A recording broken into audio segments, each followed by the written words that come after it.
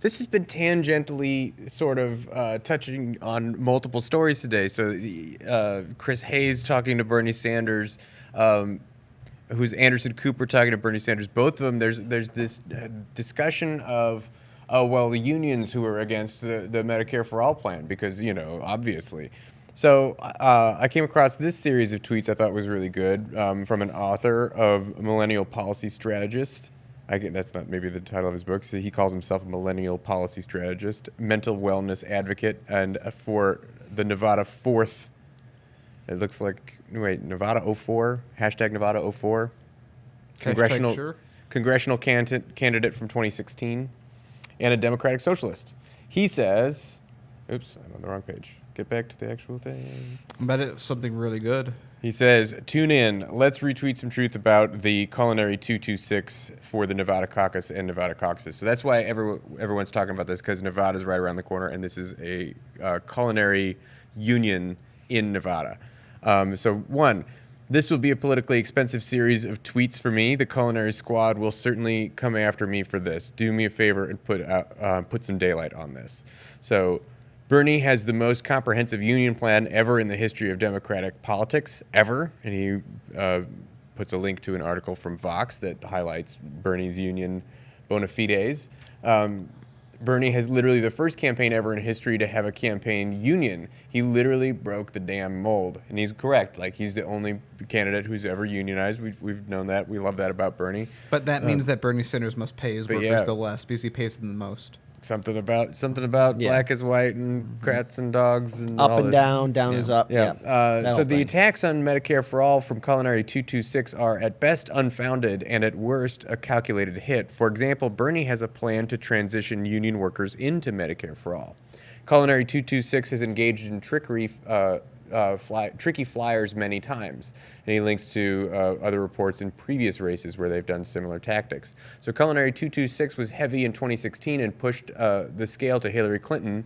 The underreported story of the 2016 primary was how much everyone in Camp Clinton was freaking out over Nevada after Bernie won New Hampshire. Sound familiar? Senator Reid twisted some arms in Nevada for Clinton in 2016 because a loss in Nevada would have stalled her campaign completely. Donors flat out told Robbie Mook they would stop giving money, period. Mm-hmm. The big one no one is talking about. Culinary226 fund is a Taft-Hartley. So they have union bosses. The union bosses literally have everything to lose with Medicare for All, right? So no more management fees, no more administering the fund, et cetera, et cetera. So it is just a bunch of leaders that are really upset. Right. Yeah. So it's very similar to what happened in 2016. So the Culinary226 took the time out to to attack Bernie Sanders on the one platform item that they literally have an inherent conflict of interest in. Like, literally, they stand to lose because of the type of union they are, the fact that they're more a political wing, more a political force than an actual advocate for union workers' rights or solidarity. I don't believe it. There's corruption in Las Vegas. What's next? Yeah. Wow. Are we all surprised to find out that there's gambling going on in this establishment? What? That's the thing. What's going on here, Paul? Are they doing it next to where But they it's do so the perfect dishes? for your mainstream media types who's like, oh, but you, Bernie, you like you're a democratic socialist. You like unions, right? You like all those unions and workers and stuff. Well, these unionists, they hate you. They hate you so much. You must not be a good socialist there, Bernie. You must be a big old hypocrite because these union people, they hate you. Let's hit them from the left on this. Right. So here's the problem with this. It's the same thing we saw in 2016, which I mentioned a little bit earlier, that where the New York leadership, a lot of the union leadership, went ahead and endorsed Clinton without even talking to the membership. Mm-hmm. And what was the aftermath? The membership was upset that they weren't even consoled or even talked about who their union was going to endorse. There was a lot of pushback. So again, kind of brings up to what we said before about these pamphlets that are being sent out and showing that Medicare for All is a danger. And you see Pete Buttigieg with his creepy smile saying like, oh well, I have Medicare for All if you want it.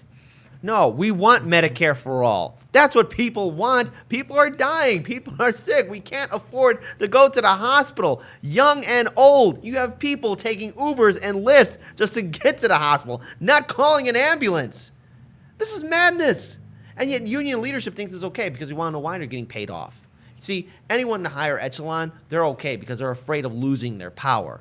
But this is why we have to step up and use our power, because the leadership, the establishment, corporate media, the DNC, they're nothing but paper tigers surrounded by a paper wall. If we all get together and push forward, we can break that system down. It can be done. It should be done. And it has to be done now more than ever. We have to stand up for each other. Yeah.